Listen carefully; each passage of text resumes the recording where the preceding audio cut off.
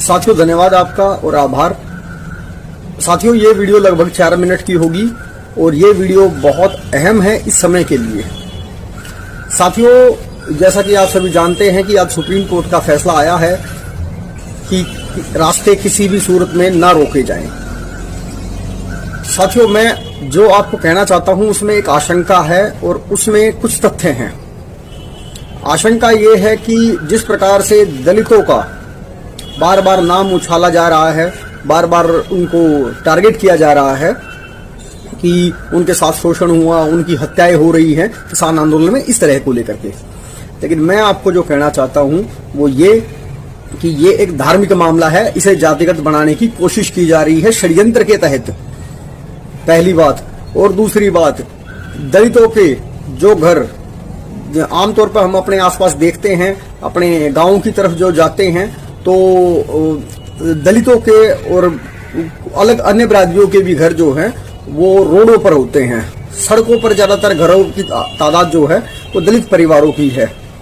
तो मैं आपको जो कहना चाहता हूं और जो आशंका का मूल है वो ये है कि कहीं ऐसा ना हो कि छुट भैया नेताओं के चक्कर में पड़ के, छुट भैया आपके जो ये उठाने वाले, मामले को भड़काने वाले जो लोग हैं उनके चक्कर में पड़ के, कहीं से एक दो जगह से मुझे चर्चाओं में भी ये बात हुई कि कुछ लोग जो हैं उनके बहकावे में आके कहीं किसानों के काफिले पे पत्थरबाजी ना कर दें। और अगर पत्थरबाजी हो गई तो उससे निश्चित तौर पर एक बहुत बुरा संदेश जाएगा और जिससे हिंसा होने की पूरी संभावना है। मैं आपको हाथ जोड़कर निवेदन करता हूं, जितने भी दलित परिवारों के भाई हैं वो सचेत हो जाएं। अगर आप साथ नहीं दे सकते तो आप जो है चुप बैठे रहें, उसी में आपका फायदा है। नहीं तो कोई भी आपको बचाने वाला नहीं है और हरियाणा को बचाने वाला कोई नहीं है। अभी देखिए जींद के पास छात्र गांव में जो माहौल बनाने की कोशिश की गई है ताकि आसपास के जो टोल हैं, जो कि बहुत मजबूत टोल हैं, किसान आंदोलन के साथी जो हैं, उन टोलों को के ऊपर दलितों की और बिरादरियों का मतलब के आना जाना, आवाजाही ज्यादा ना हो जाए, इसके लिए छात्रगाम में एक इस तरह का माहौल बनाने की कोशिश की जा रही है। तो मैं ये समझता हूं कि किसी भी भाई को अगर कोई भी ऐसा आदमी मिलता है कि पत्थरबाजी के लिए उकसाता है या आते हुए किसानों पे या जाते हुए किसानों पे किसी भी तरह से एक कंकर भी मत मार देना, नहीं तो मैं उनके लिए नहीं खड़ा होऊंगा, उनके लिए कोई आवाज नहीं उठाऊंगा। फिर बाद में आप अपने कृत्य के लिए खुद जिम्मेदार होंगे। दूसरी बात यह है कि जितने अगर लोकतंत्र को बचाने की जो लड़ाई लड़ रहे हैं वो किसान कौमें लड़ रही हैं।